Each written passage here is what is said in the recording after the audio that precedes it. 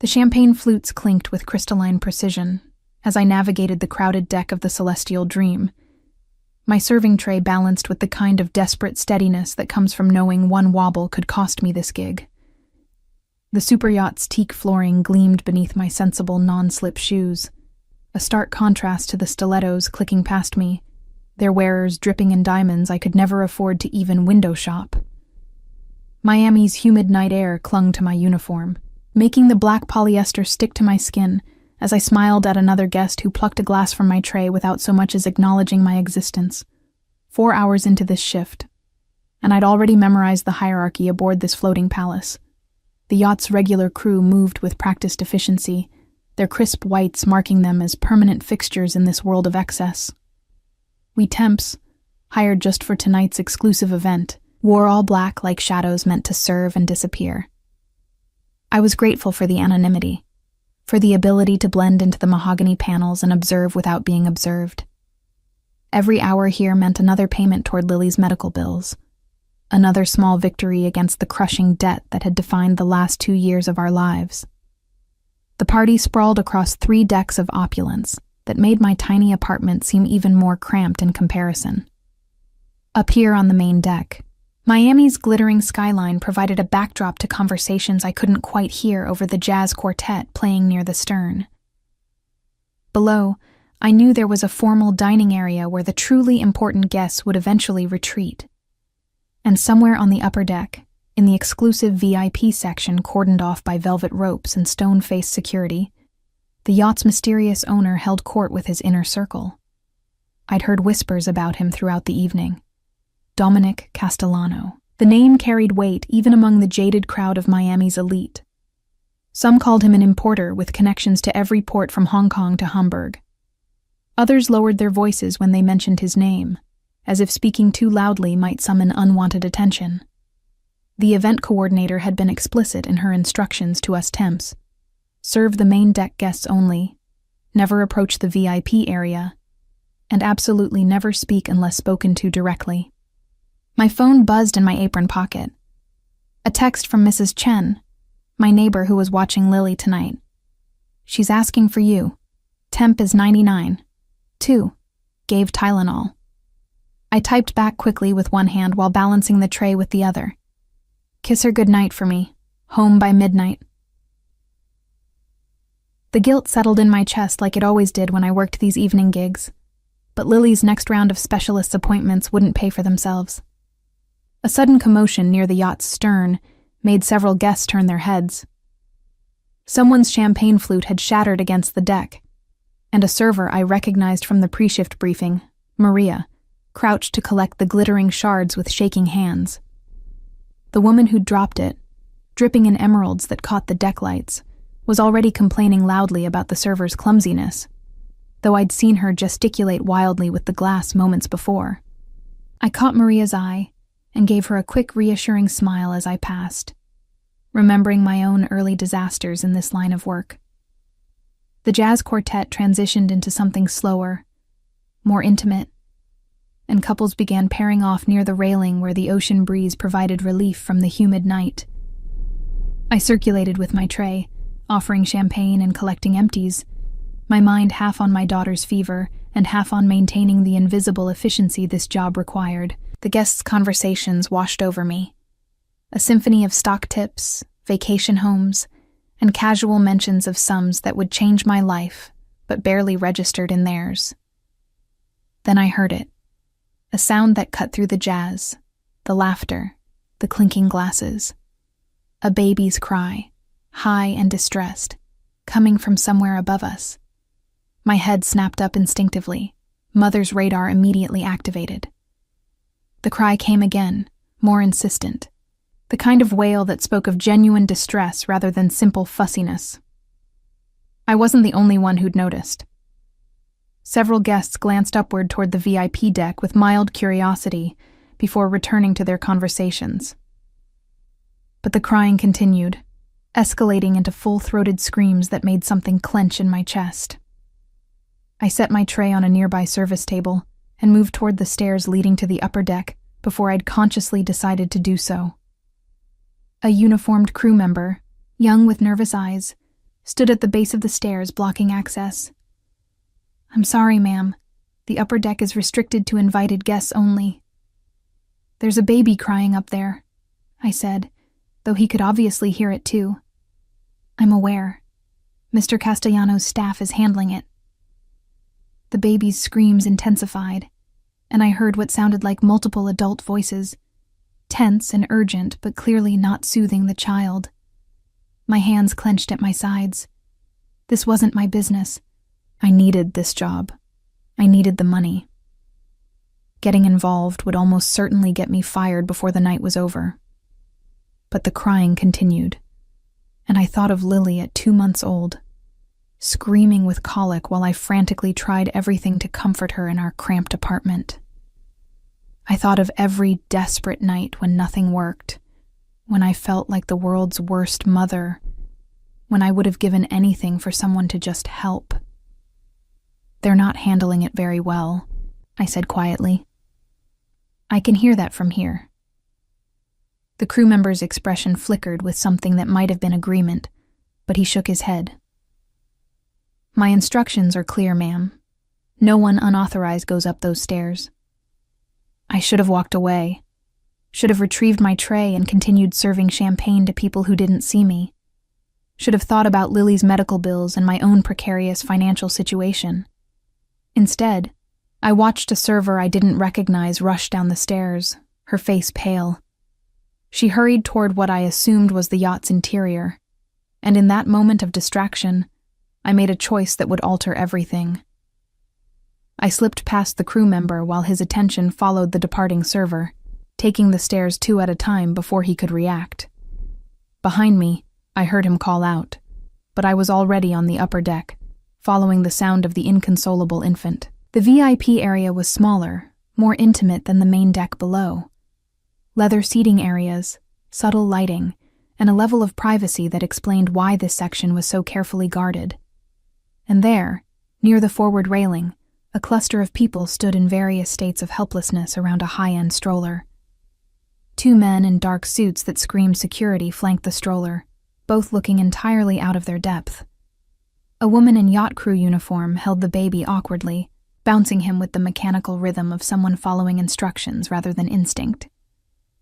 The infant, maybe 8 months old, had a face red with rage and tears, his little fists flailing as he screamed his distress to anyone who would listen. And standing slightly apart, watching with an expression of controlled tension that didn't quite hide his concern, was a man who could only be Dominic Castellano.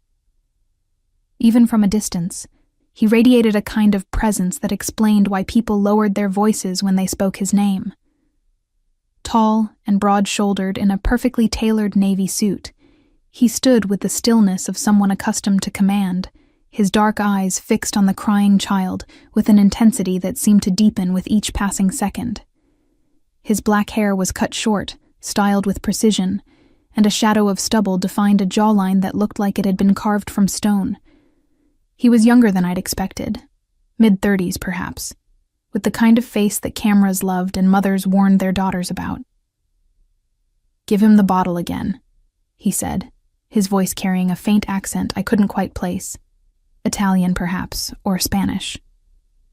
The crew member awkwardly maneuvered a bottle toward the baby's mouth, but the child turned his face away, crying harder. "Mr. Castellano, perhaps we should call the pediatrician," one of the security men suggested, pulling out his phone. "Noah has no fever, no obvious injury," Dominic replied, though his hands clenched briefly at his sides. "He's just upset. There has to be a way to calm him." I'd approached without realizing it, drawn by the baby's distress. The crew member holding little Noah noticed me first, her eyes widening. "You're not supposed to be up here." All eyes turned to me, including Dominic Castellanos. His gaze was direct, assessing, the kind that seemed to catalog everything about a person in seconds. I should have been intimidated, should have apologized and retreated. Instead, I found myself speaking. "May I try? I have a daughter, 4 years old. I've dealt with this kind of crying before." The crew member looked to Dominic for instruction. For a long moment, he studied me with those dark eyes, and I felt weighed, measured, evaluated. The silence stretched, broken only by Noah's continued screaming. Then Dominic gave a single slight nod. The crew member handed Noah to me with visible relief. The baby was warm and solid in my arms, his little body rigid with distress. I adjusted my hold automatically, supporting his head with practiced ease, and began to sway in the gentle rocking motion that had soothed Lily through countless difficult nights. The movement was instinctive, born of thousands of hours spent comforting my own child. "Shh, little one," I murmured, keeping my voice low and soft. "You're okay. Everything's okay." I started humming, a melody I'd sung to Lily since she was born, one my own mother had sung to me. An old Spanish lullaby my grandmother taught us, simple and repetitive. Noah's screaming hitched, faltered. I kept humming, swaying, one hand gently patting his back in rhythm with the tune. The transition wasn't immediate. His cries came in waves, each one slightly less intense than the last. But gradually, over the span of perhaps 2 minutes that felt simultaneously endless and too brief, Noah's sobs quieted to hiccups, then to shuddering breaths. His tiny fist found its way to his mouth, and he began to suck on his fingers, his dark eyes, so much like his father's, watching me with infant curiosity. I became aware of the absolute silence around us. The security men stood frozen.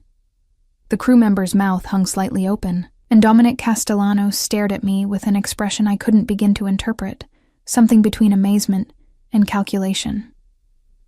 "How did you do that?" he asked quietly. His voice was different now, less commanding and more genuinely curious. "Just practice," I replied, still swaying gently to keep Noah calm. "And this song my grandmother taught me. Some babies respond to certain rhythms. What's your name?" The question felt loaded with significance I didn't understand. "Hazel. Hazel Morrison." "And you work for the catering company?" "Just tonight.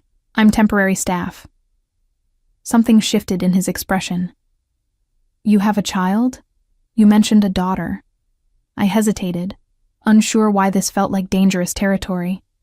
"Yes, Lily. She's 4. Noah made a small sound, not quite a cry, but a warning that he might start again.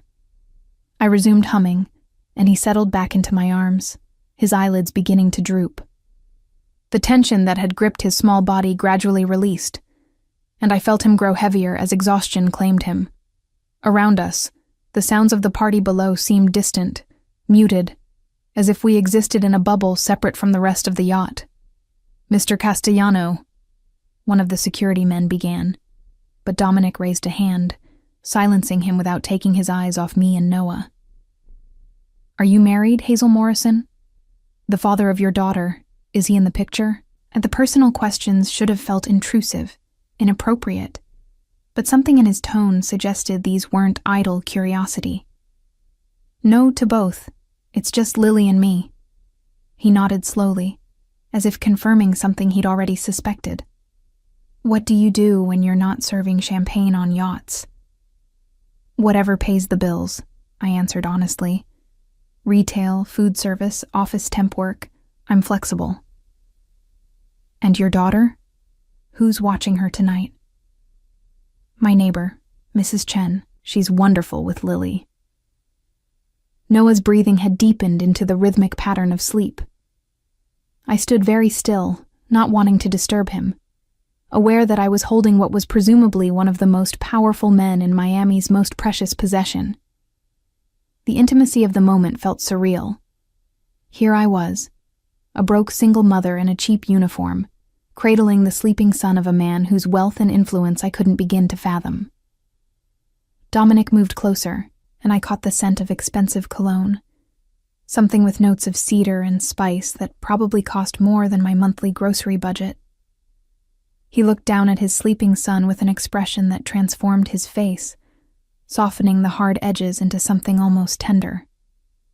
"He's beautiful," I said quietly. "How old?" 8 months. Yesterday." There was something in his voice now, a note of pain quickly suppressed. "His mother passed away 3 months ago. Complications from childbirth that took time to manifest. By the time the doctors realized something was wrong, it was too late." The words hung between us, and suddenly so much made sense.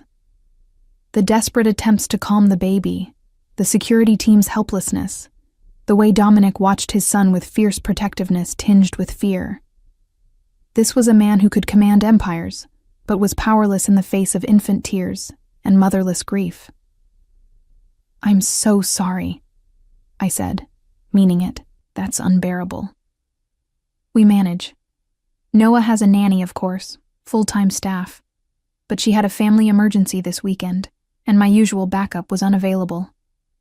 I thought I could handle one evening with him here at the party." His mouth twisted in something that wasn't quite a smile. Clearly, I was mistaken. "Babies are unpredictable," I said gently. "Even with all the help in the world, sometimes they just need someone to hold them and convince them the world isn't ending." He studied me for a long moment. "Would you be willing to stay with Noah for the remainder of the evening? I have business matters to attend to below, but I'd feel more comfortable knowing someone capable was with him." The offer surprised me. "I was hired to work the party, Mr. Castellano. My supervisor will be looking for me." "I'll handle your supervisor. I own this yacht. If I say you're reassigned to childcare, that's the end of the discussion." There was no arrogance in his tone, just simple fact. This was a man accustomed to reshaping reality to suit his needs. I should have felt manipulated, controlled. Instead, I felt oddly relieved. Spending the rest of my shift with a sleeping baby would be infinitely preferable to navigating the demanding guests below. "All right," I agreed.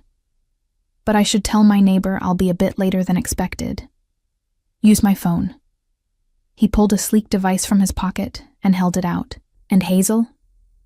Thank you. For Noah, and for not running when he needed help." Our fingers brushed as I took the phone, and I felt an unexpected jolt, like static electricity but warmer. His eyes held mine for a beat too long, and I saw something there that made my pulse quicken. Not threat exactly, but intensity. Focus. The sense of being truly seen for the first time in longer than I could remember. I carefully shifted Noah's weight to one arm and dialed Mrs. Chen's number, updating her quickly, while Dominic spoke in low tones with his security team. When I handed back his phone, he gestured toward a cushioned seating area protected from the wind. "There's a bassinet in my stateroom," he said. "I'll have it brought up, along with everything else you might need. If Noah wakes, if there's any problem at all, these men will find me immediately." He addressed the security team. "Marcus, you stay up here. Anthony with me. And someone informed the event coordinator that Ms. Morrison is no longer available for service duties tonight." The efficiency with which he reorganized the evening around this new reality was impressive.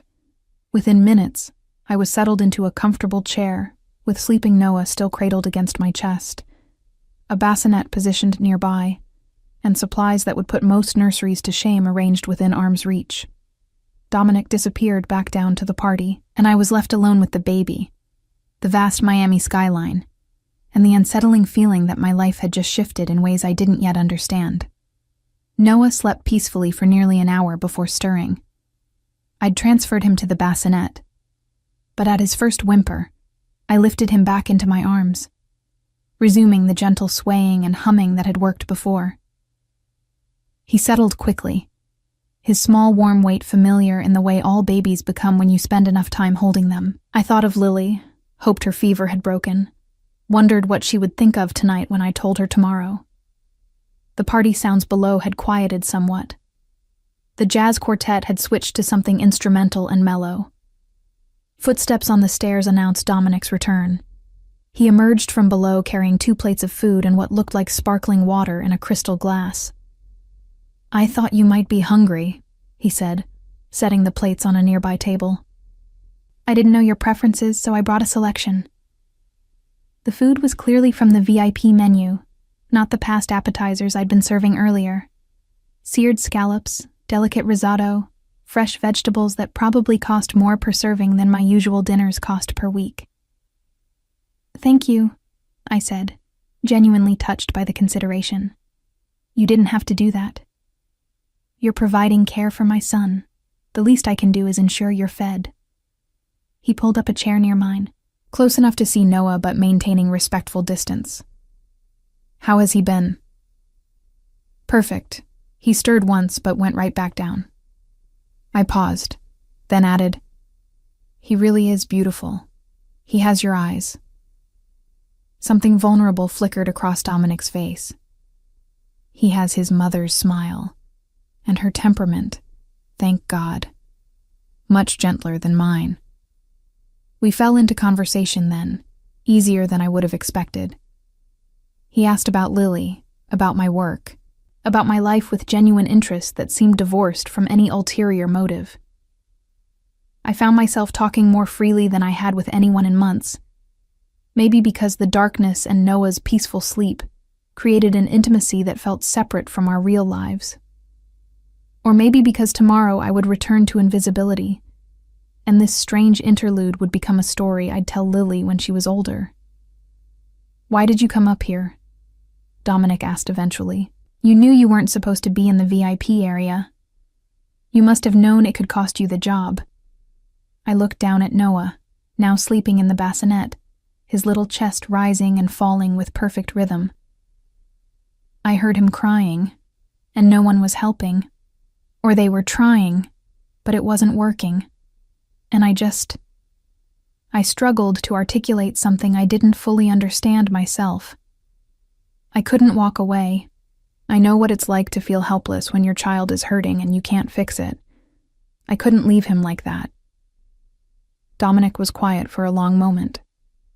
When he spoke, his voice had changed, become softer, more contemplative. I have a proposition for you, Hazel Morrison. I'd like to offer you a position as Noah's nanny. The words hung in the air between us, and I was certain I'd misheard. I'm sorry, what? Noah needs consistent care. You clearly have natural ability with children, and more importantly, you responded to his distress when everyone else, including his own father, was failing. Dominic leaned forward slightly, his dark eyes intent on mine. My current situation isn't sustainable. I need someone I can trust, someone who puts Noah's well-being above everything else. Mr. Castellano, I'm flattered, but I'm not qualified. I don't have any formal training in childcare. I'm just a mother who's learned through trial and error with my own daughter. Trial and error is more valuable than any certificate when it comes to actual care, and the salary would be substantial. He named a figure that made my breath catch. It was more than I made in 3 months of cobbling together various jobs. In a year, it would cover Lily's medical debts completely, with enough left over to actually save for her future. I must have looked stunned, because Dominic continued, his voice taking on a note of urgency. I don't make offers like this lightly. I've had 6 nannies since Noah was born. All qualified, all with impeccable references. None of them lasted more than a month. They followed protocols, adhered to schedules, but they didn't connect with him. Not the way you did in a matter of minutes. 6 nannies in 8 months? I couldn't keep the concern from my voice. That's a lot of instability for an infant who just lost his mother. Something flickered in his expression, approval perhaps. Exactly. Which is why I need someone who will stay. Someone who sees him as a child first and a job second. I have Lily to consider. I can't just uproot her life. Bring her. Live-in position, private suite in my home, separate entrance if you prefer. I have resources. Whatever arrangements you need for your daughter, we can make them work. The offer was extraordinary, impossible, terrifying in its generosity. Men like Dominic Castellano didn't hand out opportunities like this without strings attached. I'd learned that much from my years navigating the edges of their world, serving their drinks, cleaning their offices, existing in their peripheral vision. I need to think about it, I said finally. This is a major decision. Of course, take the weekend. But Hazel? His voice softened. I'm not asking you to trust me blindly. I'm asking you to trust yourself. You knew what Noah needed tonight when no one else did. That matters. The party wound down around midnight. Dominic arranged for a car to take me home, pressing a business card into my hand with his private number written on the back in bold script. Call me Sunday evening with your decision. And please, think carefully about what's best for you and your daughter. The driver was professional and silent, dropping me at my apartment building with the kind of discretion that suggested he'd done this many times before. I climbed the stairs to my third-floor unit, mind spinning, and found Mrs. Chen dozing on my couch, Lily asleep in her bedroom. After paying Mrs. Chen and checking Lily's temperature, now back to normal, I collapsed into bed, still wearing the black uniform that smelled of expensive Yacht and baby powder. Saturday passed in a blur of routine. Lily's fever had broken completely, and we spent the day at the small park 3 blocks from our apartment. I pushed her on the swings, helped her navigate the jungle gym, and tried not to think about Dominic Castellano's offer. But it crept into my thoughts during every quiet moment. That salary, the stability, the chance to give Lily the kind of security I'd been chasing since she was born. Sunday morning, my phone rang. Unknown number, but I answered anyway. Ms. Morrison, this is Elena Garcia, Mr. Castellano's personal assistant. He asked me to reach out regarding the position we discussed Friday. I haven't made a decision yet, I said, caught off guard. Of course. Mr. Castellano wanted me to arrange a visit to the property so you could see the accommodations and meet the household staff. Would this afternoon work?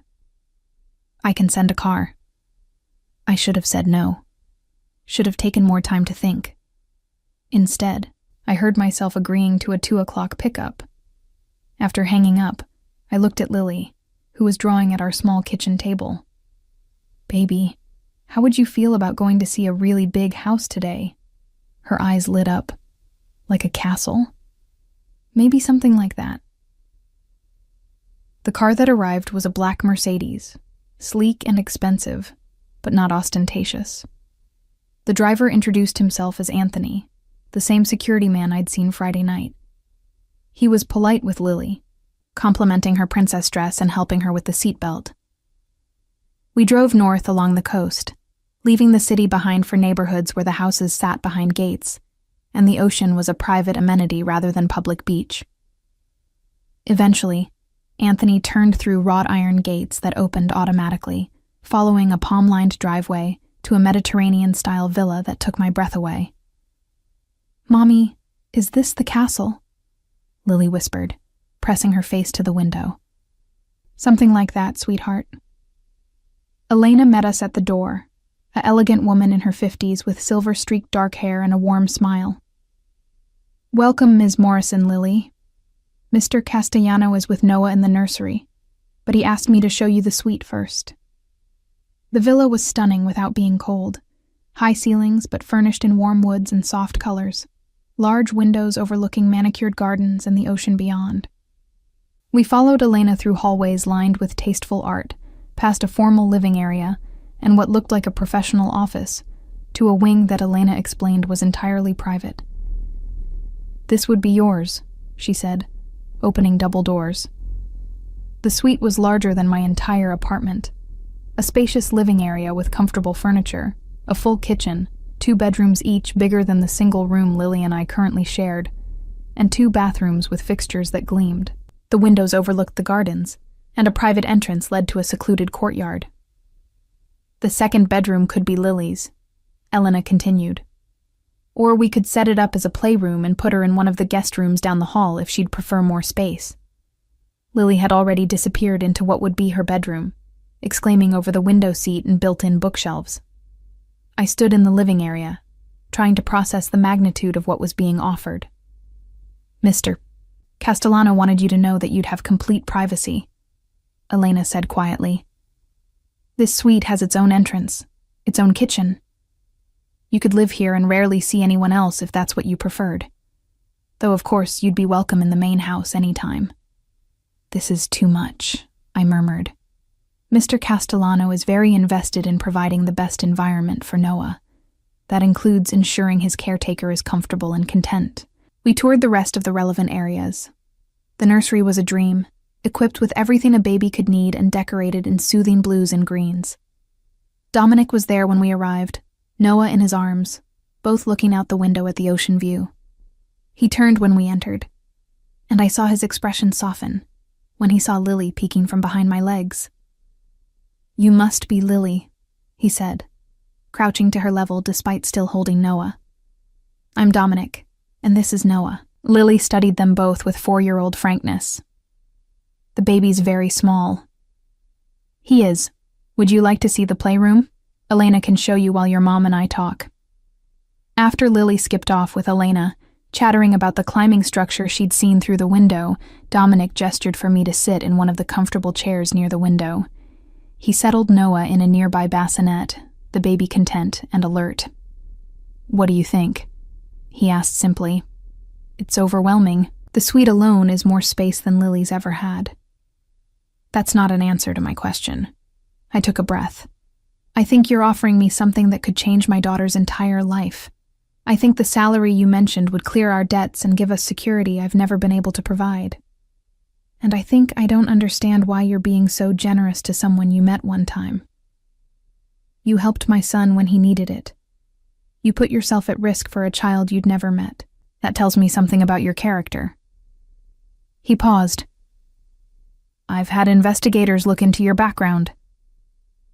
The admission should have angered me, but I'd half expected it.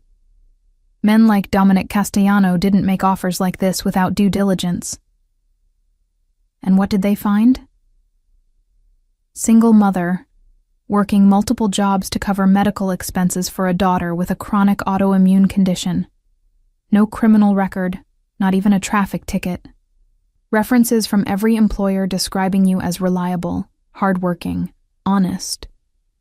A woman doing everything right in a system designed to keep people like you struggling. People like me? People without family wealth or connections. People playing by rules that were written to benefit others. His voice held an edge of something that might have been anger, but not directed at me. "I respect that you've managed as well as you have, but you shouldn't have to work 3 jobs to afford basic medical care for your child. And you're offering to fix that out of the goodness of your heart? I'm offering you a job, one that benefits us both. I get consistent, quality care for Noah. You get stability and resources for Lily. It's a business arrangement." "Is it?" I challenged, surprised by my own boldness. Because business arrangements don't usually include villa suites and carte blanche for family. Something that might have been respect flickered in his dark eyes. "You're right to be suspicious. In my world, nothing comes without strings. But in this case, the strings are simple. Take excellent care of my son, stay as long as he needs you, and allow me to ensure you and your daughter are properly compensated for disrupting your lives." "What exactly do you do, Mr. Castellano? For work, I mean." "I'm an importer. Goods from various international markets, distributed through established networks." The answer was smooth, practiced, revealing nothing. I thought of the whispers I'd heard at the party, the way people's voices changed when they mentioned his name. "What kind of goods?" "Luxury items primarily, electronics, designer goods, specialty products that are difficult to source through traditional channels." It was a non-answer, and we both knew it. But I also knew I wasn't entitled to the truth. Not yet. Maybe not ever, if I was simply an employee hired to care for his child. "If I accept this position," I said carefully, "I need certain conditions." "Name them." "Lily's medical care takes priority. If she needs me, I need to be able to leave Noah with someone else temporarily. Agreed. I'll have backup staff for those situations. I want a contract. Clear terms, clear expectations, clear compensation. My attorney can have something drawn up by tomorrow. And if it doesn't work out, if Noah and I don't connect the way you think we will, I want 3 months severance to find other employment. 6 months, he countered. If it doesn't work, I don't want you scrambling to make rent while job hunting. The generosity unsettled me more than suspicion would have. I studied his face, trying to read the truth beneath the careful control. Why do I get the feeling there's something you're not telling me? Dominic's expression didn't change, but something shifted in his eyes. There are aspects of my life that don't concern you. Business matters that won't touch Noah, or by extension, you. Your role is simple. Care for my son. Everything else is separate. And if those separate things become not so separate, they won't. I'm very careful about maintaining boundaries. I wanted to believe him. Wanted to believe this was simply a wealthy single father hiring help. But my instincts, honed by years of navigating the margins of privilege, whispered warnings I couldn't quite articulate. I need to see Lily's reaction, I said finally. If she's uncomfortable here, if this doesn't feel right for her, I can't accept. Of course. Take a few days, spend time here, see how Lily adapts. I'm not looking for an immediate answer. But we both knew I'd already made my decision the moment I saw that suite, calculated what the salary would mean for Lily's future. The question wasn't whether I'd accept, but whether I could live with myself for doing so, despite the unanswered questions and unspoken warnings. Elena returned with Lily, who was chattering excitedly about the playroom and the gardens and the pool she'd seen. "Mommy, can we stay? Please? There's a princess bed in one of the rooms, and Elena said we could put my stuffed animals on it." I looked at my daughter's shining face, then at Noah content in his bassinet, then at Dominic watching me with those dark, unreadable eyes. "Yes, baby," I heard myself say. "I think we can stay." The smile that crossed Dominic's face was genuine, transforming his features into something approaching warmth. "Welcome to the family, Hazel Morrison." The word family hung in the air, carrying weight I didn't yet understand. But I'd made my choice, for better or worse. Tomorrow I'd resign from my other jobs, give notice on our apartment, and begin packing up our small life for transplant into this world of wealth and secrets. I just hoped I'd made the right decision. 3 months had passed since Lily and I moved into Dominic's villa, and the rhythm of our new life had become almost comfortable. Almost. Because there were still moments when I'd catch myself waiting for the other shoe to drop, for the hidden strings to suddenly pull taut and reveal the true cost of all this generosity. Noah had thrived under consistent care. The crying episodes that had plagued his early months diminished as we established routines that worked for him. He was crawling now, pulling himself up on furniture, babbling consonant sounds that weren't quite words but were clearly trying to be. Watching him develop, knowing I'd played a role in his security and happiness, filled me with purpose I hadn't felt in years. Lily had transformed too. Her autoimmune flares had decreased dramatically since we'd moved in. The stress of our previous life, the constant worry about money and housing and medical bills, had apparently been affecting her more than I'd realized. Here, with regular meals, stable housing, and access to the best medical care money could buy, she bloomed. The dark circles under her eyes faded. Her energy returned. She laughed more. Elena had become an unexpected friend, teaching me the household rhythms and introducing me to the small staff who maintained the villa. Maria, who handled cleaning, was from Guatemala and had a daughter Lily's age. Roberto, the groundskeeper, left fresh flowers in vases twice a week and maintained a small vegetable garden that Lily loved to visit. Even Anthony, who I now understood was much more than a driver, had proven kind despite the edge of danger that clung to him like cologne. What I hadn't expected was how my relationship with Dominic would evolve. Our early interactions had been purely professional, discussions about Noah's schedule and development, nothing personal. But gradually, boundaries blurred. He'd join us for Noah's bedtime routine. Share dinner with Lily and me in the kitchen, rather than eating alone in the formal dining room. Linger over coffee in the morning while I prepared Noah's breakfast. The change had been so gradual I hadn't noticed it happening until one evening, when I looked up from reading to the children, and found him watching me with an expression that made heat pool in my stomach. Not the detached appreciation of an employer observing competent work, but something far more complicated. "What?" I'd asked, suddenly self-conscious in my simple cotton dress. "You're good at this," he'd said quietly, being their safe place. The statement had felt weighted with meaning I didn't fully grasp, but I'd pushed it aside, focusing instead on the children's bedtime needs. Later, alone in my suite, I'd examined that moment from every angle, trying to understand what I'd seen in his eyes. Attraction? Loneliness? Simple gratitude? Whatever it was, I felt it too. That was the truly dangerous part.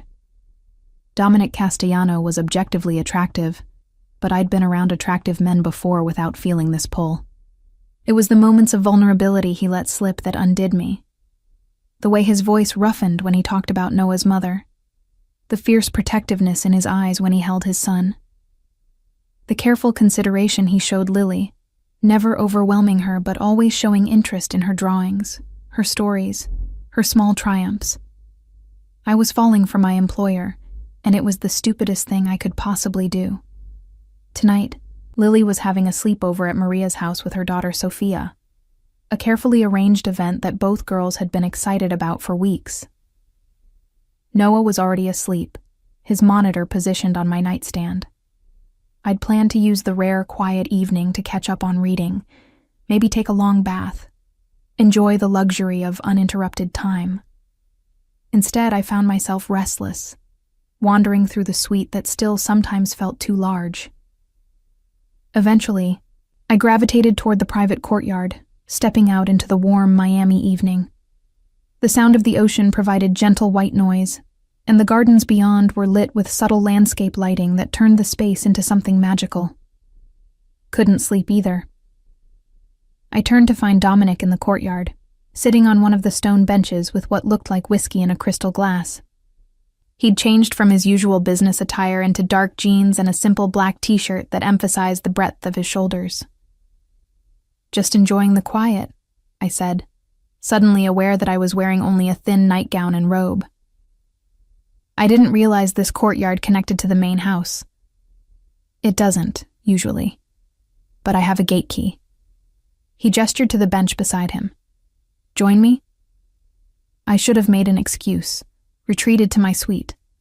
Instead, I found myself settling onto the bench, leaving careful space between us. The stone was still warm from the day's sun, and the night air carried the scent of jasmine from the nearby bushes. "How was your day?" I asked, defaulting to the safe territory of polite conversation. "Long, complicated, the kind that makes me question certain life choices." He took a sip of his drink. "How was yours?" "Good. Noah said mama today. Well, ma, but close enough." Something complex crossed Dominic's face. "Did he?" Too late. I realized my mistake. "I'm sorry. I should have said caregiver or my name or something. I didn't mean to. Don't apologize." His voice was rough. Sophia was mama. It's natural that Noah would use the same word for the primary woman in his life. She would have wanted him to have that, someone to call by that name. The pain in his voice made my chest ache. "Tell me about her. Sophia, you never talk about her." He was quiet for so long I thought he wouldn't answer. Then, we met at university. She was studying art history, had this ability to see beauty in everything. When she got pregnant, we were both terrified. Neither of us had planned on children, but once the shock wore off, she was radiant with joy. His hands tightened on the glass. The pregnancy was difficult. High blood pressure, complications that required bed rest, but she fought through all of it because she wanted Noah so badly. And then, when it should have been over, when she should have been recovering. "You don't have to talk about it," I said softly. "Postpartum cardiomyopathy. The doctors said it's rare, hard to predict. By the time they realized her heart was failing, it was too late for treatment. She held Noah once after he was born, told me she loved us both, and then she was gone." I reached out without thinking, covering his hand with mine. "I'm so sorry. That's unbearable." His fingers turned, capturing mine, and suddenly we were holding hands in the darkness, the simple touch crackling with unspoken tension. Some days I'm angry at her for leaving. How stupid is that? Angry at a dead woman for dying. It's not stupid. It's grief. It's human. And other days, I'm angry at myself for not seeing it coming, for not doing more, for not being able to save her. His thumb traced patterns on my palm, the touch absent-minded but electric. And then there are days when I look at Noah and see her smile, and I'm grateful even though it hurts. We sat in silence for a while, hands still joined, the weight of shared sorrow creating intimacy I hadn't expected. Eventually Dominic spoke again, his voice different now, more guarded. "There are things about my life you don't know, Hazel. Things I've kept separate from Noah, from you, from this house. But they exist, and eventually, they may touch you whether I want them to or not." "Like what?" I asked, though part of me dreaded the answer. "The business I mentioned. It's not entirely legal. Import regulations exist for reasons, and I often work around them. The goods themselves aren't harmful, mostly luxury items people want but can't easily access through legitimate channels, but the methods required to move them across borders." He trailed off. "Let's just say I have connections in places that make some people uncomfortable." "Are you telling me you're a criminal?" "I'm telling you I operate in gray areas. I don't hurt people, don't deal in anything that causes direct harm. But I also don't play by rules I consider arbitrary or corrupt." He turned to face me fully. "If that changes your opinion of me, I understand. But I needed you to know before." "Before what?" His free hand came up to cup my face, his dark eyes searching mine. "Before I do something I can't take back. The kiss happened so slowly. I could have stopped it.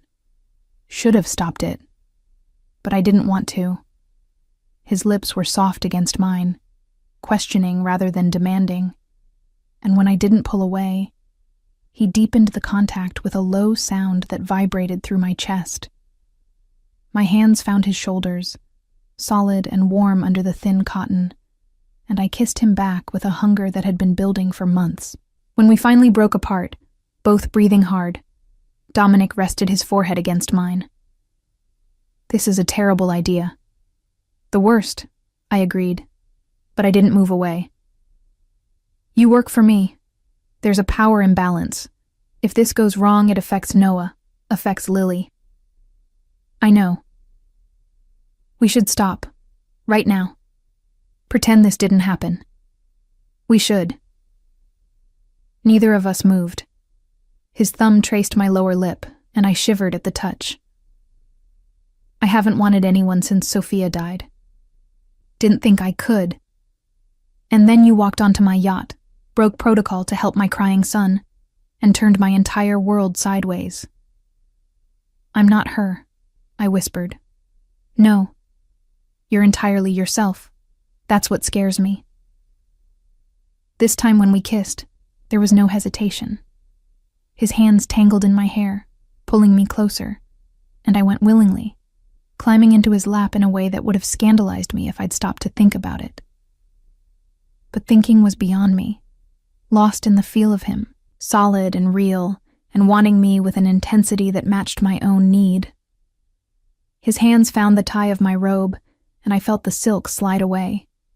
Through the thin nightgown, His touch burned, mapping curves with reverent attention. I tugged at his shirt, needing skin contact, and he broke the kiss long enough to pull it over his head. Then his mouth was on my throat, my collarbone, the swell of my breast through cotton that suddenly felt like a frustrating barrier. "Hazel," he breathed against my skin. "We need to stop or move somewhere more private." Reality crashed back. We were in the courtyard, visible to anyone who might look out a window. I pulled back, suddenly aware of how I must look, disheveled and wanting in his lap. This is crazy. Completely. But his hand stayed on my waist, keeping me close. "Tell me to leave. Tell me this can't happen." I wanted to. Wanted to be sensible and responsible and think about all the complications this would create. Instead, I heard myself say, "Stay." The word hung between us, invitation and surrender and terrible decision all rolled into one syllable. Dominic's eyes darkened, and I saw the last of his restraint fracture. "You're sweet or mine?" "Mine. It's closer." He stood with me still in his arms, carrying me through the courtyard gate and into my living area, with the ease of someone used to physical control. The door had barely closed behind us before we were kissing again, stumbling toward the bedroom, leaving a trail of clothing. Later, tangled in sheets still warm from our bodies, I traced patterns on his chest and tried to make sense of what we'd just done. Dominic's arms tightened around me, and I felt his lips press against my hair. "No regrets?" he asked quietly. I should have had dozens. This would complicate everything, blur every professional boundary, create risks for both our children. Instead, I found myself saying, "Not yet." "Good." His hand splayed across my stomach, possessive and warm. "Because I don't intend for this to be a one-time mistake. I want you, Hazel, not just tonight. I want to explore whatever this is between us. I'm still your employee. Then I'll hire a different nanny for Noah, keep you on as something else. That's not a solution. He's attached to me now. Then we'll figure it out as we go, but I'm not giving this up, not unless you want me to." I rolled over to face him, studying his features in the dim light filtering through the curtains. What if it doesn't work? What if we try this and it falls apart? What if it does work? What if this is the beginning of something neither of us saw coming? The optimism in his voice surprised me. This didn't seem like a man who looked at the world through rose-colored glasses. But maybe that's what grief and loneliness did to you. Made you grab onto hope when it finally appeared. "We take it slow," I said finally. "No dramatic changes. No telling the children anything until we're sure. And if it stops working, we end it cleanly before it affects Noah or Lily." Agreed. He sealed the promise with a kiss that threatened to ignite round 2. "Though I should warn you, I'm not good at slow. Learn." But I was already pulling him closer, already feeling my resolve weaken. We didn't manage slow. Over the following weeks, what started as secret stolen moments became something deeper, more consuming. Dominic would find excuses to be wherever I was. His hand would brush mine during Noah's bedtime routine. We'd exchange looks across the dinner table that made my skin flush. And at night, when both children were asleep, he'd slip into my suite, or I'd find my way to his, and we'd lose ourselves in each other with the desperate intensity of people who knew this couldn't last, but refused to let go. The changes didn't go unnoticed. Elena gave me knowing looks that I couldn't quite interpret. Maria made comments about how happy Senor Castellano seemed lately. Even Anthony, usually stoic as stone, smiled when he saw Dominic and me together. But I pushed aside the worry.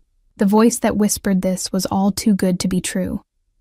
For the first time in years, I was happy. Lily was healthy. Noah was thriving. And Dominic looked at me like I was precious, like I mattered beyond my utility. I should have known better. Should have remembered that fairy tales don't happen to women like me. Should have paid more attention to the cars that sometimes idled outside the gates, to the calls Dominic took in hushed, urgent tones, to the tension that occasionally tightened his shoulders when he thought no one was watching.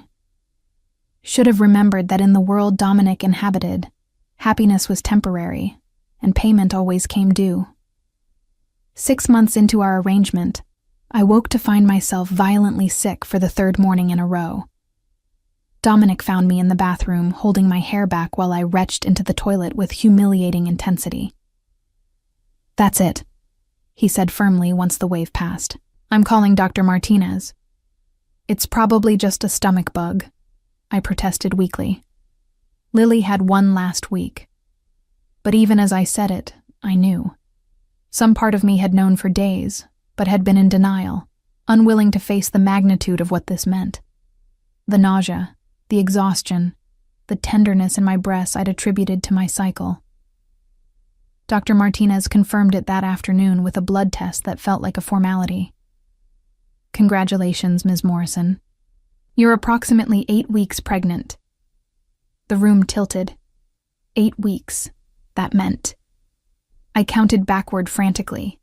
The night in the courtyard, our first time together. Of course that's when it happened, because the universe had a sense of humor. Dominic sat beside me, his hand finding mine automatically. "Hazel, are you all right?" "I don't know." The honesty escaped before I could filter it. "I don't know what I am." Dr. Martinez excused herself diplomatically, leaving us alone in the exam room. Dominic turned to face me fully, his expression carefully neutral in a way that told me he was anything but calm. "Tell me what you're thinking," he said quietly. "I'm thinking this is terrible timing. I'm thinking Lily's finally stable, Noah's thriving, we have a routine that works, and now everything's about to change again." "Is that all?" I met his eyes. "I'm thinking you've been down this road before. Pregnancy, childbirth, loss. And I'm terrified of what this might do to you, having to face all that again." Something cracked in his careful control. "You're worried about me?" "Of course I'm worried about you. Sophia's death nearly destroyed you. What if something goes wrong? What if—" "Stop." His hands cupped my face, forcing me to look at him. "Nothing is going to happen to you. I won't let it. We'll have the best doctors, constant monitoring, every precaution medical science can provide. You can't control everything, Dominic. You couldn't save her." The pain that flashed across his face made me regret the words instantly, but he didn't pull away. "No, I couldn't. But I learned from that nightmare. I know what warning signs to watch for now. I know how to be vigilant." His thumbs brushed away tears I hadn't realized were falling. "And this time, I'm not a terrified graduate student trying to navigate the system alone. I have resources, connections, power. I will keep you safe." What if I can't do this? The fear poured out of me in a rush. I barely managed with Lily, and I was younger then, stronger.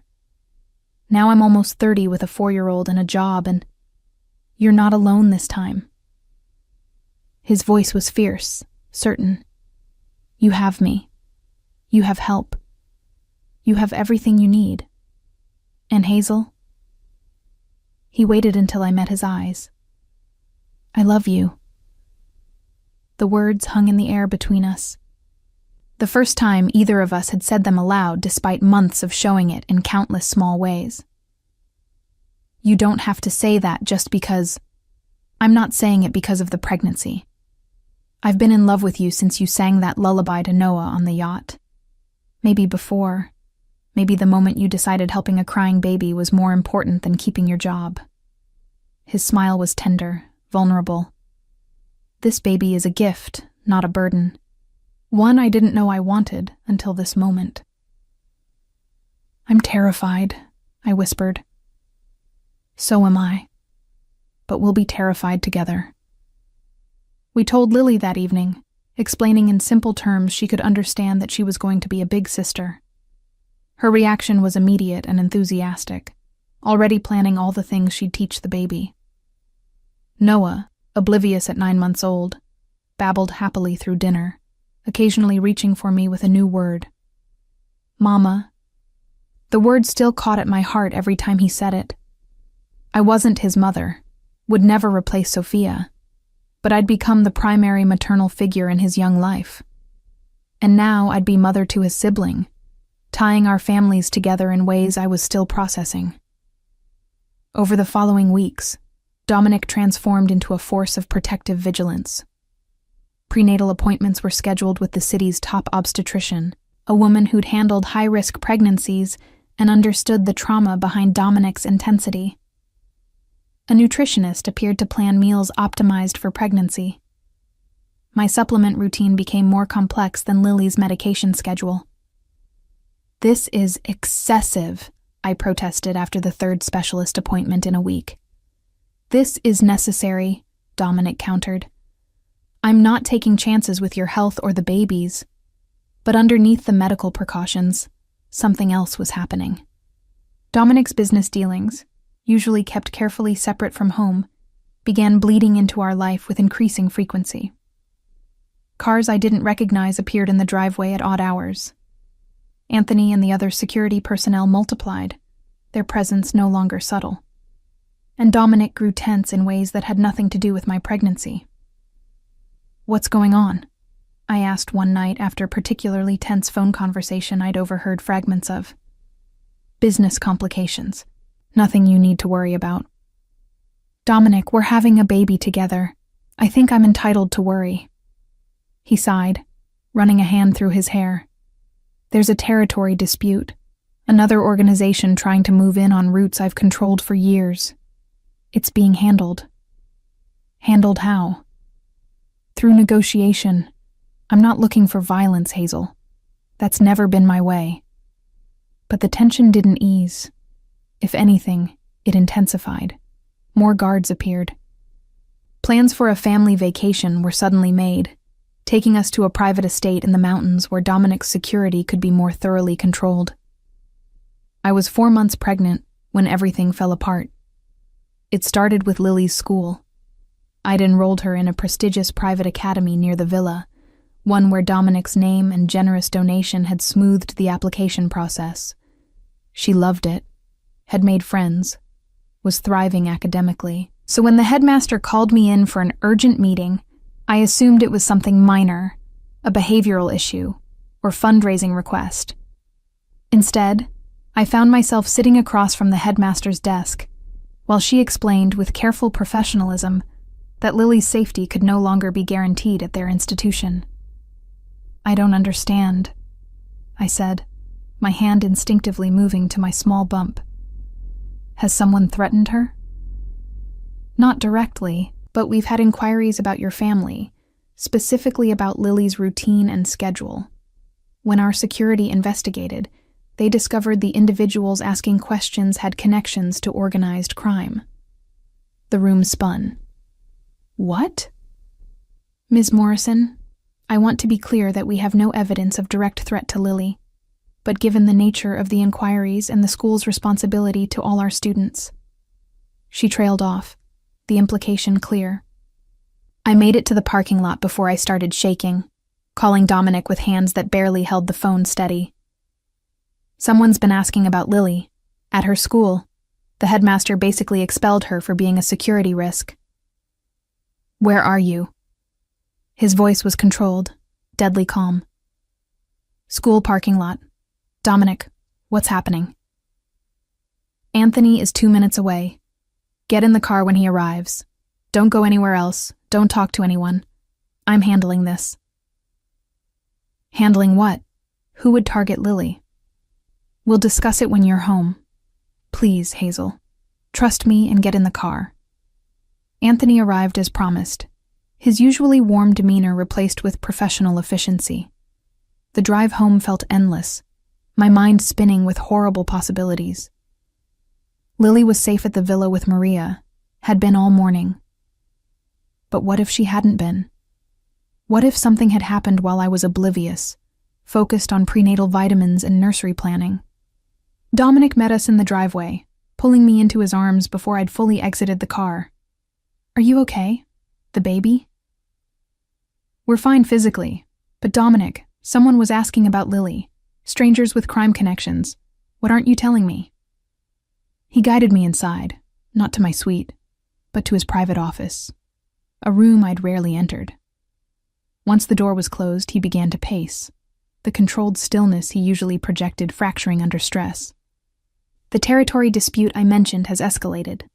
A rival organization, Russian, very aggressive, has decided the best way to force my cooperation is through pressure points." He met my eyes. "You and the children are those pressure points." Horror washed over me. "They're targeting the kids?"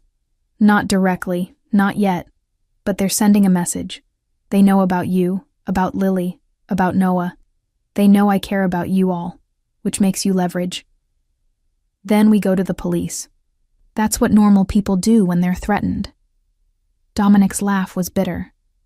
"I'm not normal people, Hazel, and the police can't help with this.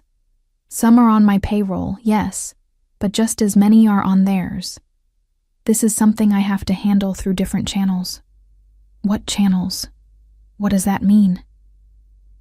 He was quiet for a long moment. "It means I need to make a deal. Give them some of what they want in exchange for guaranteed safety for my family." "What do they want?" "Routes, access to my distribution networks, a percentage of profits from certain territories." He hesitated. "And they want me to participate in shipments I've always refused. Weapons." The word landed like a physical blow. "You said you didn't deal in anything harmful." "I don't. I never have. Luxury goods, electronics, specialty items with complicated import regulations, but nothing designed to hurt people. Weapons cross a line I've never been willing to cross." "Then don't cross it now." "It's not that simple. If I refuse, they escalate. They've already demonstrated they know where Lily goes to school. Next, they'll show they know where she plays, where you shop, every vulnerable moment in your day." His voice broke slightly. "I can't protect you all the time. None of us can be secure as long as they're actively trying to get to me through you." I sank into one of the leather chairs, trying to process the magnitude of what he was saying.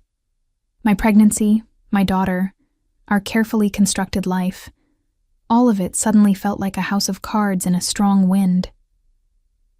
"There has to be another option," I said. "Something that doesn't involve you becoming an arms dealer." "I've been looking for one, but they're not interested in anything else I can offer.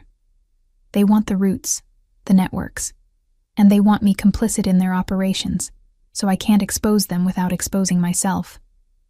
Then we leave. Take the children and disappear. You have resources. We could go somewhere they can't find us." "There is nowhere." The certainty in his voice was chilling. "These are people with international reach.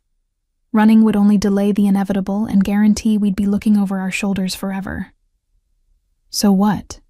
You're just going to do what they want? Become what you've always said you weren't?" "I'm going to keep you safe, whatever that requires." The finality in his voice sparked anger through my fear. "Don't make me the excuse for compromising your principles.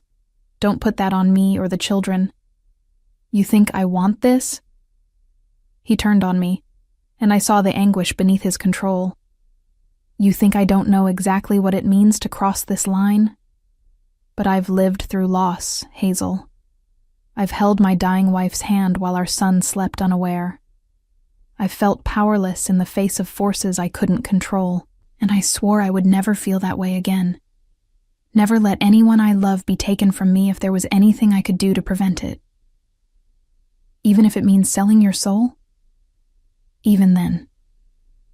We stared at each other across the elegant office, the gulf between us suddenly vast. I'd known Dominic operated in moral gray areas, had accepted that about him. But this was different. This was active participation in violence, in the very harm he'd claimed to avoid. "I need time to think," I said, standing on shaky legs. "This is too much to process all at once." "Take what time you need. But Hazel, He caught my hand as I moved toward the door. "I understand if you can't accept this choice. I'll still protect you and the children regardless. But I need you to understand I'm not making it lightly." I pulled my hand free, unable to bear his touch in that moment. "I need to check on Lily." The following days were tense, filled with conversations neither of us wanted to have. Dominic arranged for increased security, guards who now shadowed Lily's playdates and my prenatal appointments. The villa that had felt like a sanctuary began to feel like a different kind of prison, one with armed men at every exit. And through it all, I wrestled with an impossible choice. Stay and accept what Dominic was becoming, what our life would mean if he crossed this line. Or leave, try to build something separate, and pray the Russians wouldn't use us as leverage anyway. But as my pregnancy progressed, as I felt life flutter beneath my ribs, I realized leaving wasn't really an option. Not because of Dominic's money or protection, but because despite everything, I loved him.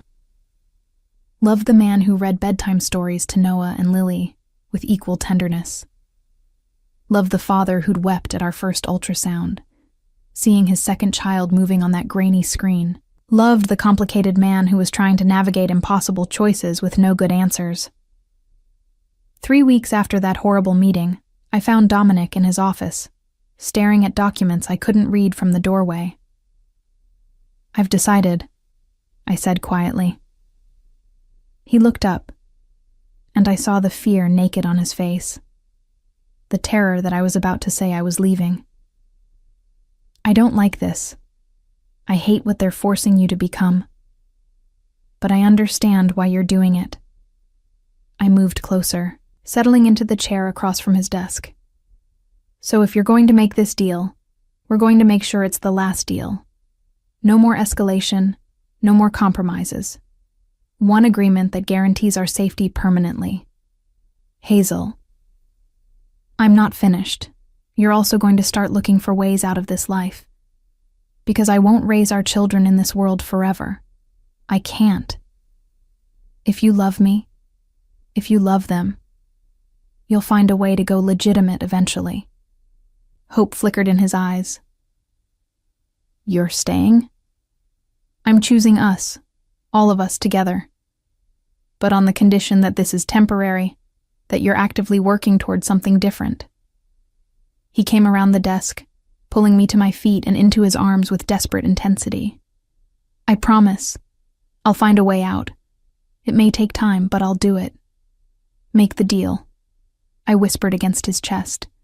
"Keep us safe, and then we'll figure out the rest together." His hand settled over my bump, feeling our child move beneath his palm. Together. The deal with the Russians was finalized in a warehouse I never saw, at a meeting I wasn't invited to. Dominic returned home late that night, his face etched with exhaustion and something that might have been shame. He didn't tell me the details, and I didn't ask. Some things were better left unknown. What I did notice was the change in atmosphere. The predatory tension that had gripped our household for weeks dissipated like morning fog. The extra security remained, but grew less visible, blending into the background again. Lily returned to school at a different academy, one with even more stringent safety measures. And life resumed a semblance of normalcy, if you could call our gilded existence normal. My pregnancy progressed smoothly despite the stress. At 6 months, Dr. Seta, Martinez confirmed what we'd suspected during the anatomy scan. Another boy. Dominic's reaction was complicated, joy tinged with grief as he processed having a second son when he'd barely survived losing Sophia while having the first. "Noah will have a brother," I said, watching him study the ultrasound image with intense focus. "They'll have each other. Like you and Lily have each other," he murmured. "Family." The word had become important to both of us, a talisman against the darkness that sometimes threatened to swallow our happiness. We were building a family from broken pieces, 2 people who'd lost too much finding something new together. Elena organized a baby shower that felt more like a society event, with women I barely knew presenting gifts expensive enough to stock 3 nurseries. But Maria brought a hand-knitted blanket, soft yellow with white stars, that meant more than all the designer items combined. And Lily, with 4-year-old solemnity, presented a drawing she'd made of our family. Dominic, me with my round belly, her, Noah, and a small figure labeled baby brother. "I'm going to teach him everything," she announced, like how to tie shoes and what foods taste good and how to be brave at the doctor. Watching her with Noah, seeing how gentle she was with his toddler chaos, filled me with hope. Maybe we could make this work. Maybe the sins of Dominic's business wouldn't touch these children we were raising with such care. I should have known better. It was a Tuesday afternoon, unseasonably warm for late November. I'd taken both children to the park, one of our regular outings now that Lily's school let out early, and Noah needed the sensory stimulation. Anthony accompanied us as always, maintaining discreet distance while we played. Lily was on the swings, pumping her legs with determination, while Noah toddled after birds with the single-minded focus of a 1-year-old. I sat on a bench, my hand resting on my now prominent belly, enjoying the normalcy of the scene. Other mothers and nannies chatted nearby. The sound of children's laughter filled the air. For a moment, I could pretend we were just another family enjoying a beautiful day. The first indication something was wrong came from Anthony.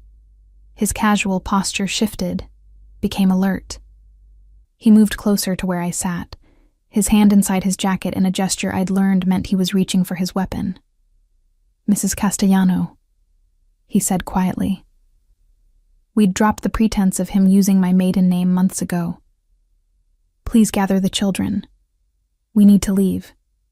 "What's wrong?" But I was already standing, calling to Lily. "Just a precaution. Come with me now, please." Lily ran over, sensing the urgency in my tone.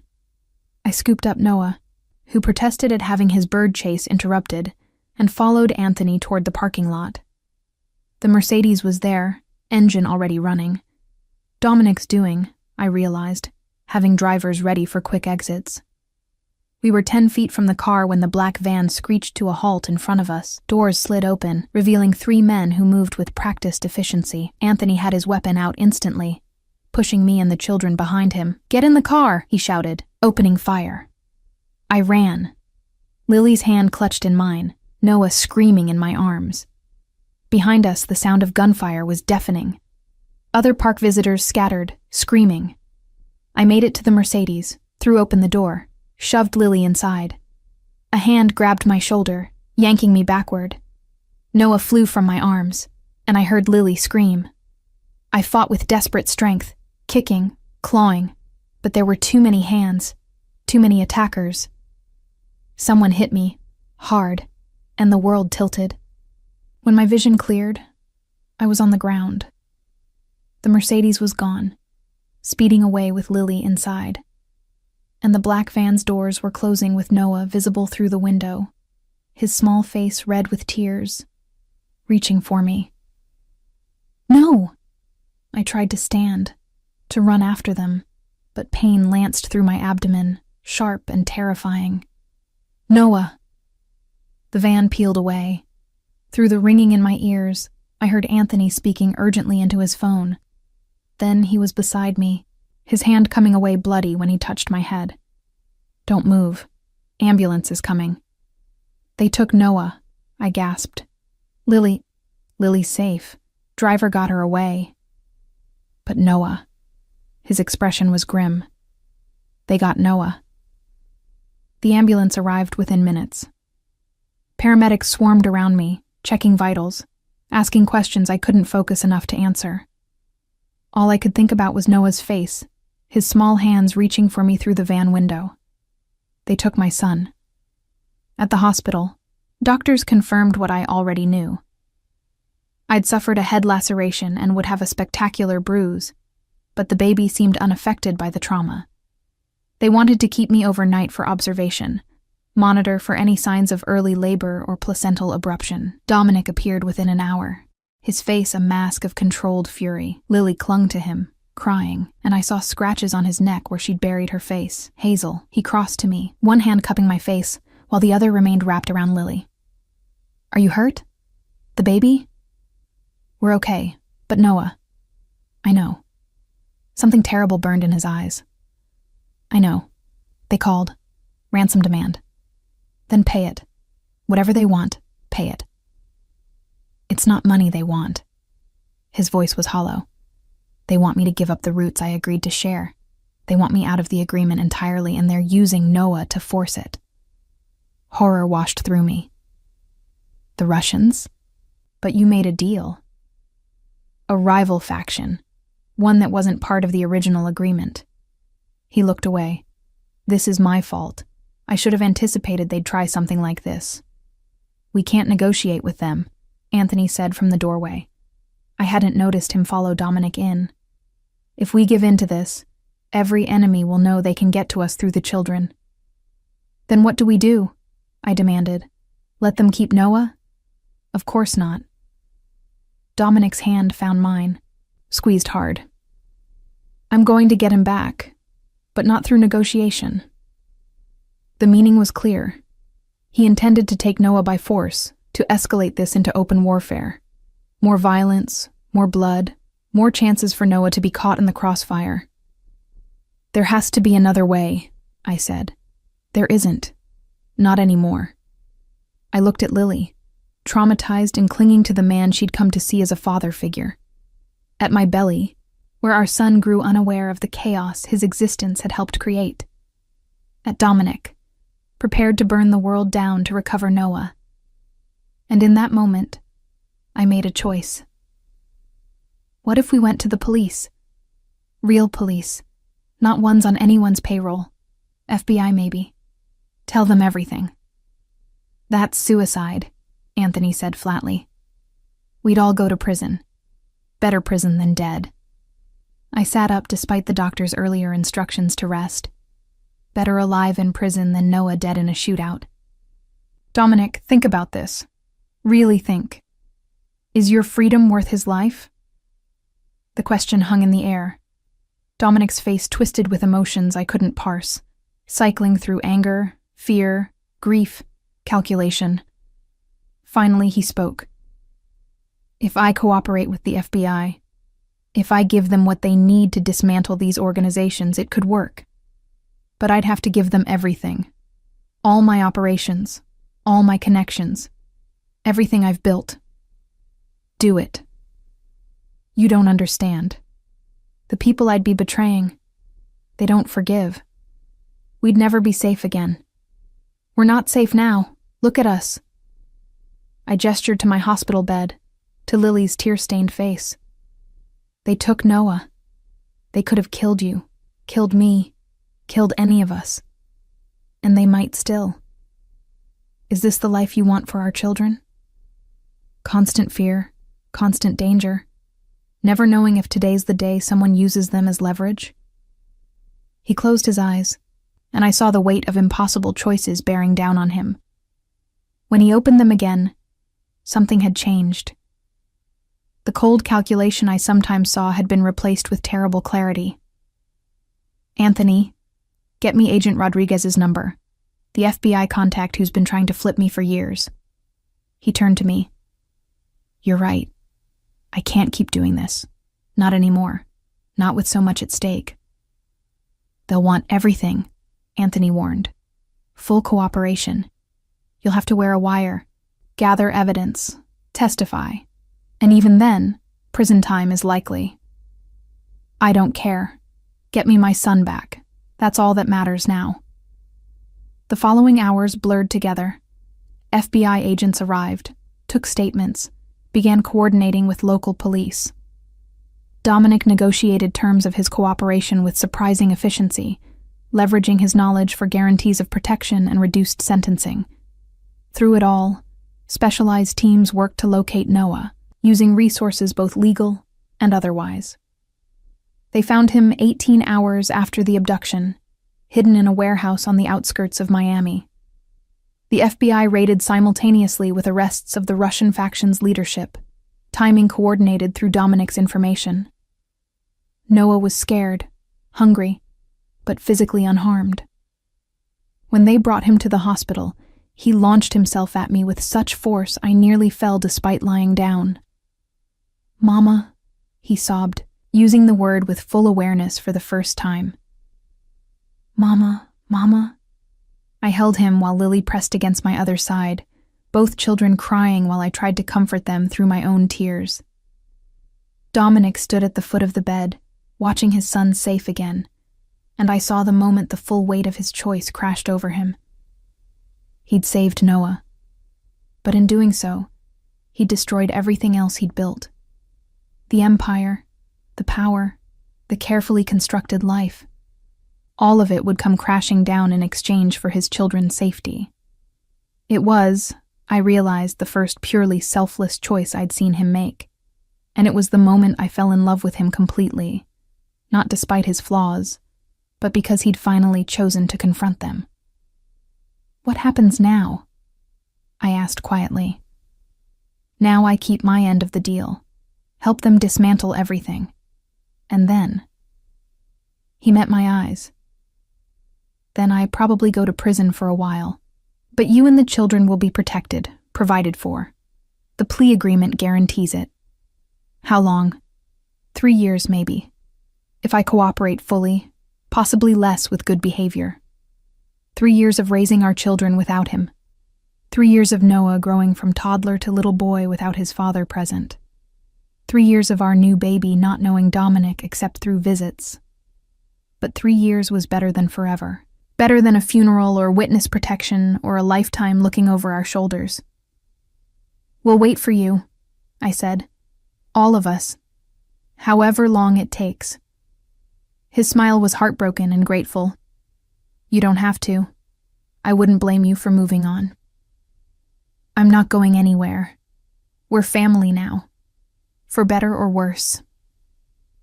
He moved around the bed, careful not to disturb the children, and kissed me with a tenderness that spoke of promises and futures and hope despite everything. When he pulled back, his hand rested over my belly. "Take care of them. Always. And Dominic? Find a way to take care of yourself too. Come back to us." "I will. I promise." The next 3 years unfolded in ways I could never have anticipated. Dominic kept his word, cooperating fully with federal prosecutors. His testimony helped dismantle 3 major criminal organizations operating along the East Coast, earning him consideration for reduced sentencing. Instead of the potential 15 years he'd faced, the final plea agreement resulted in 3 years, 2 of which would be served under house arrest at a property the FBI secured for our use. House arrest meant Dominic was home, present in a way he'd never been even when free. No late-night business calls. No mysterious departures or tense meetings. Just us, the children, and the careful reconstruction of a life built on legitimate foundations. Our second son, Ethan, was born 3 weeks after Dominic's sentencing hearing. I'd gone into labor early, stress and fear triggering contractions that sent us racing to the hospital. Dominic, still technically free pending the start of his house arrest, held my hand through 18 hours of labor, whispering encouragements and promises. "You're doing so well," he murmured as another contraction gripped me. "So strong, just a little longer." When Ethan finally emerged, screaming his indignation at the world, Dominic wept. He held our son with shaking hands, this tiny red-faced creature who represented both redemption and burden. A child who would grow up knowing his father served time, knowing the family's past. "He's perfect," Dominic whispered. "They're all perfect." The house arrest began 2 weeks later. We moved to a smaller property, still comfortable but far from the villa's grandeur. Dominic wore an ankle monitor that allowed him a small radius around the house, but prevented him from leaving the property. FBI agents checked on him randomly, ensuring compliance.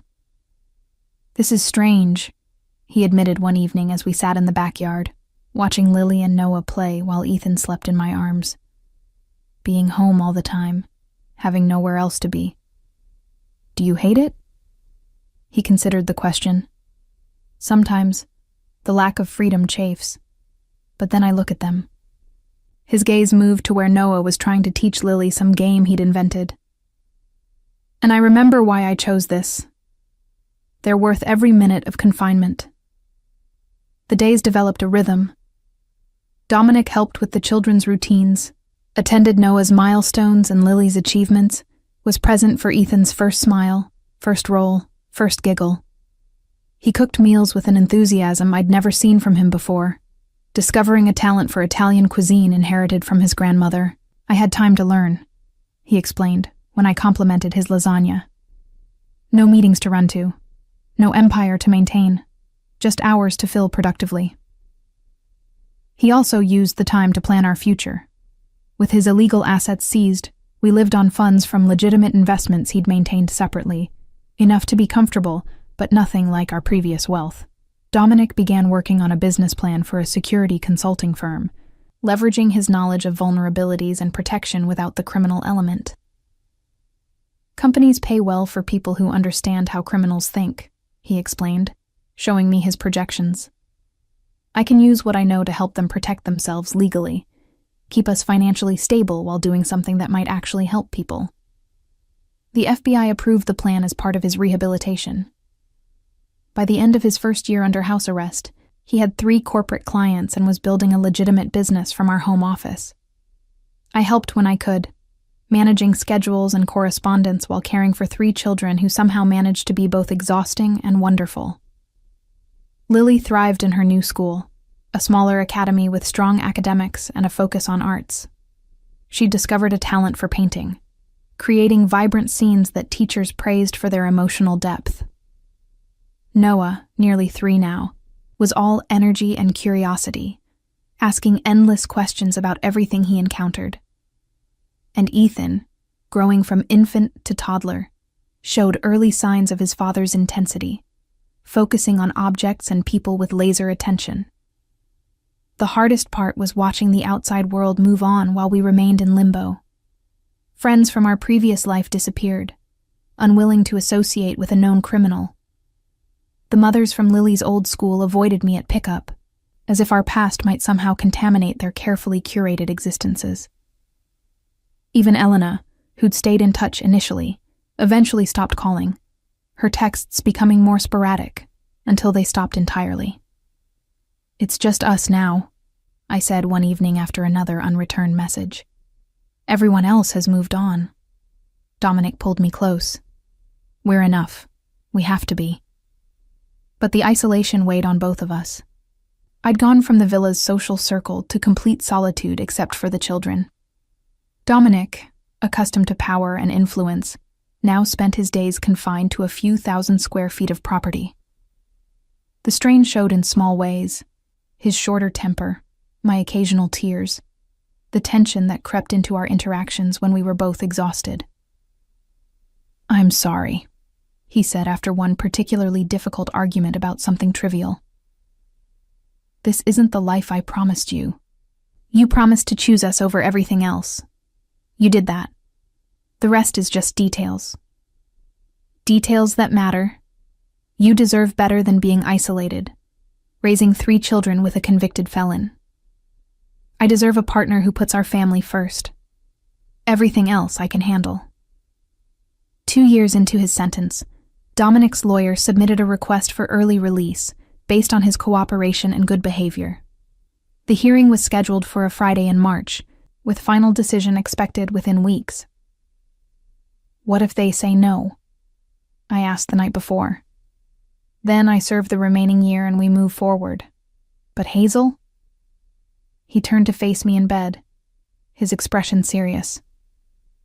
"If they approve early release, I want to do this right. I want to marry you. Properly, legally, in front of everyone." We'd never married during his house arrest, an oversight born of chaos and fear. I wore his ring, called myself Mrs. Castellano, raised our children together, but we'd never made it official. "You want a wedding? I want you to be my wife. I want our family legally recognized. I want Noah to know I chose to make you his mother by every definition. I want Ethan to grow up without questions about his parents' commitment. He brushed his thumb across my cheekbone. I want the world to know I love you enough to marry you despite everything I've put you through. Yes, I whispered. Whatever the hearing results, yes. The judge approved his early release 3 weeks later. Dominic would complete his sentence under supervision, wearing the monitor for another 6 months, but free to leave the property for work and family obligations. The news felt like emerging from a long tunnel, seeing sunlight after years of darkness. We planned a small ceremony for a Saturday in June, at the same marina where we'd first met. Just us, the children, a handful of friends we'd maintained contact with, and the ocean as witness. Lily would be our flower girl, Noah the ring bearer, Ethan presumably causing chaos as only a 2-year-old could. The morning of the wedding, I stood in a simple white dress, watching Miami's sunrise paint the sky in shades of gold and pink. So much had changed since that night on the yacht, when I'd heard Noah crying and made a choice that would alter everything. Nervous? Maria asked, helping me with my hair. She'd been one of the few who'd stayed in contact, her loyalty unshaken by our family's trials. Terrified, happy, everything at once. That's love, mija, the good kind, the kind worth fighting for. The ceremony was perfect in its simplicity. Dominic, dressed in a navy suit that reminded me of the one he'd worn when we met, watched me approach with an expression of wonder that made my heart clench. Noah held the rings with solemn concentration, while Lily scattered rose petals with 4-year-old enthusiasm. Ethan, held by Anthony, who'd also remained loyal, babbled a running commentary that made everyone laugh. We exchanged vows we'd written ourselves, promises that acknowledged our complicated past and hopeful future. When the officiant pronounced us married, Dominic kissed me with a tenderness that spoke of gratitude, love, and redemption. The reception was small but joyful. We ate dinner on the yacht's deck, the same space where I'd first held Noah. The children raced around, their laughter carrying across the water, and as the sun set, painting everything in golden light, Dominic pulled me close. Worth it? He asked quietly. I looked at our family, at the life we'd built from broken pieces and impossible choices. Every second. Even the hard parts, the prison time, the isolation, the fear. Especially those. They taught us what matters. He pressed a kiss to my temple. I love you, Mrs. Castellano. I love you too, now and always. Noah ran over, tugging at Dominic's jacket. Daddy, Lily says I can't have more cake, but I'm still hungry. Then we'll get you something else. Come on. He scooped up our son, then extended his free hand to me. Family meeting about the cake situation. I took his hand, calling to Lily and gesturing for Anthony to bring Ethan. Together, our impossible family gathered around the dessert table, arguing good-naturedly about cake and fruit and whether anyone needed more sugar. This was us now. Not perfect, not the fairy tale I'd once imagined, but real and hard-won and ours. A single mother who'd taken a chance on helping a crying baby. A powerful man who'd learned that true strength meant choosing love over empire. 3 children who would grow up knowing that family meant fighting for each other, no matter the cost. We'd survived the worst. Now we faced the future together, ready for whatever came next. And somehow, despite everything, that felt like the happiest ending possible.